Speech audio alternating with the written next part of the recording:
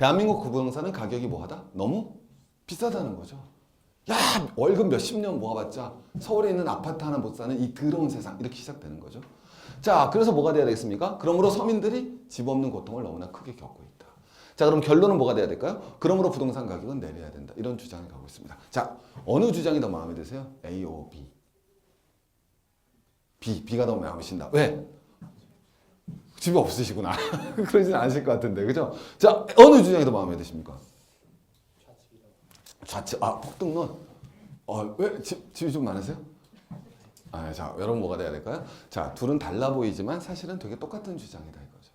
제가 봤을 때는 항상 극자랑 극우랑 통한다듯이 저 주장이죠. 저분 이름이 뭡니까? 기생충 박사, 서민을 위하여, 이거 주장이죠. 폭등론이나 폭락론이나 되게 다른 것 같지만 서점에 가서 한번 책을 보세요. 그 서점 안에 책의 저자들이 그 절절한 주장이 있습니다. 그 절절한 주장은 뭐냐면 대한민국 부동산 시장이 이래서는 안 된다로부터 출발하죠.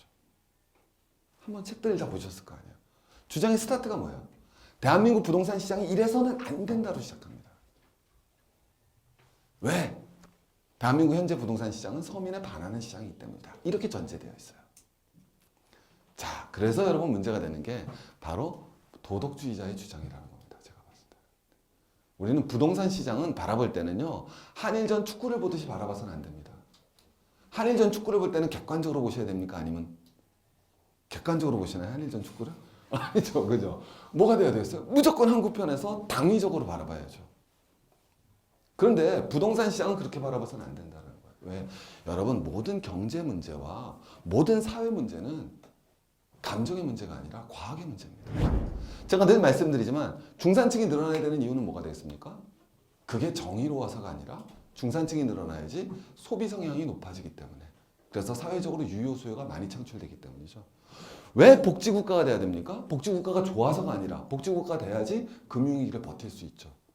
왜? 복지국가가 돼야지 여러분 경제가 공황이 닥쳤어요. 공황이 닥쳤을 때 수요가 많습니까? 공급이 많습니까? 공급이 많고 뭐가 부족합니까? 수요가 부족하죠. 그런데 복지국가가 되면 여러분 뭐 할 수 있어요? 미래에 대한 불안이 큽니까? 적습니까? 그렇죠. 그러니까 뭐가 줄지 않습니까? 수요가 안 줄죠. 그래서 여러분 복지국가가 되는 이유가 경기 순환에 있어서 경기 공황 시기에 수요를 간직할 수 있기 때문이에요. 그래서 어떤 사회든지 복지국가가 되고 중산층이 많으면 경제 위기를 겪지 않습니다. 경제 위기를 겪을 확률이 훨씬 더 떨어지죠. 그래서 우린 중산층을 늘려야 되고 복지국가가 돼야 되는 거지, 중산층이 올바라서가 아니고 복지국가가 정의로워서가 아니라는 거죠. 그건 다른 문제예요. 그건 정치인들이 다른 문제고 우리가 바라봐야 될 시각은 그런 게 아니라는 거죠. 그래서 부동산도 마찬가지로 폭등론이나 폭락론이나 기본적인 전제는 폭등해야 한다로부터 시작해요. 폭락해야 한다부터 시작하고, 그래서 거기에다 자료를 갖다 맞추죠. 그래서 그거 딱 읽잖아요. 더 무서운 건 그 책을 읽어서 스스로 무장하게 되면 그 다음부터는 그거에 반하는 내용과 자료들은 전부 나쁜 놈들이 고의적으로 쓴 걸로 보여요. 제 말이 이해 가십니까? 자, 한번 더 쫓아가 볼게요. 제 이 마지막 말이 뭐냐면, 자, 폭등론자들이 폭락론자들인데 안 그런 분들도 있죠. 근데 대부분의 책들은 실제로 대부분 almost 폭등해야 한다, 폭락해야 한다라는 전제로 시작을 해요. 그리고 여러분들이 그 책을 읽잖아요. 그리고 그 책을 읽어서 여러분이 그 책으로 무장을 해요. 그럼 그 다음부터 뭐가 되느냐? 그 주장에 반하는 주장이 나오면 어떻게 생각하느냐면 그 반하는 주장을 객관적으로 검토할 생각을 안 하세요. 뭘 하시는지 아세요? 이 반하는 주장의 뒤에 숨어있는 배우의 의도를 읽으려고 그러죠. 나는 폭락론자가 됐어요, 이미.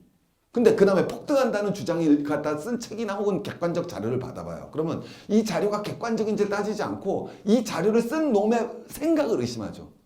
야, 이 새끼 떡방업자가 썼구나. 딱 그렇게 나가는 거예요. 가진 놈의 편이구나. 이렇게 딱 들어가는 거죠. 거꾸로 무장해도 똑같은 반대 방향에 나온다. 자, 한번 쫓아가 보도록 하겠습니다. 그래서 여러분 그러시면 안 된다. 왜? 이거 넘어갈게요. 철학적인 얘기니까. 그래서 뭐가 되는 거냐면 부동산 시장도 바라볼 때, 자, 이 말 맞습니까? 자, 인구수가 감소하니까 부동산 가격은 하락할 걸. 우리 맨날 나오던 주장이죠. 자, 저 주장 반박 어떻게 하시면 돼요? 그렇죠. 그랬더니 그 다음 뭐가 나요? 인구수는 감소해도 가구수가 증감으로 부동산 가격이 오를 거래요. 그럼 이건 또 어떻게 반박하면 되겠어요? 또 이렇게 반박하는 거죠. 가구 수가 증가해도 증가하는 가구의 대부분은 소득이 낮은 1인 가구이기 때문에 부동산 가격은 하락할 거예요. 이렇게 나오죠. 그럼 이건 또 가만 놔둘 수 있을 것 같아요? 이것도 더 간단해요. 최근 증가하는 1인 가구 중 상당수가 옛날엔 뭐가 돼야 되겠습니까? 20대가 아니라는 거죠. 이혼한다는 거예요, 주로. 그 다음에 골드미스, 올드미스. 그래서 1인 가구 수가 무슨 소리야? 상당수가 40대, 50대 경제력 있는 가구라 부동산 가격은 오를 거라고 주장해요. 그럼 또 이건 또 뭐라 그러는지 아세요? 무슨 소리야? 노령화에 따라 부동산 주거매층인 40, 50대가 감소함으로 부동산 가격은 하락할 거라고 얘기하죠.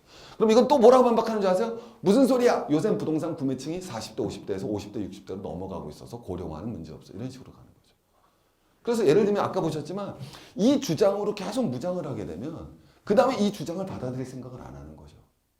그리고 이 주장으로 무장을 하게 되면 이 주장을 받아들일 생각을 안 하게 되는 거예요. 우리가 해야 되는 건 객관적으로 검토를 해봐야 돼요. 어느 게 더 많은 건지. 1인 가구 수가 증가한다면 실제로 그 1인 가구 수의 소득은 어떤 건지. 그죠? 일본의 경우 고령화에 따라서 정말 부동산 구매층이 40, 50대에서 50대, 60대로 넘어갔다면 우리도 그럴 건지. 그런 것에 대한 객관적인 검토가 있어야 된다는 거죠. 이것도 엄청 재밌었어요. 미국과 일본의 경우 인구론이죠. 부동산 가격이 폭락한다는 대표적인 주장이 무슨 논이 있었습니까? 인구론이었잖아요. 인구론. 그래서 무슨 인구가 감소가 되면? 생산 인구가 감소되면 부동산 가격은 뭐 할 것이다? 하락할 것이다. 어디가 그랬다? 일본이 그랬고 또 어디도 그랬다? 미국도 그랬다. 그래서 우리도 또 망할 것이다. 그렇죠. 그랬더니 옆에 있는 또 책을 펼쳐봤더니 또 이런 주장이 나와요. 무슨 소리야? 그건 미국과 일본은 그랬지만 유럽은 오히려 올랐어. 이런 얘기가 나오죠. 그렇잖아. 알고 보면 우리한테 도움이 안 되는 얘기예요. 어떻게 보면. 그렇잖아요. 실증적 사고를 가져야죠.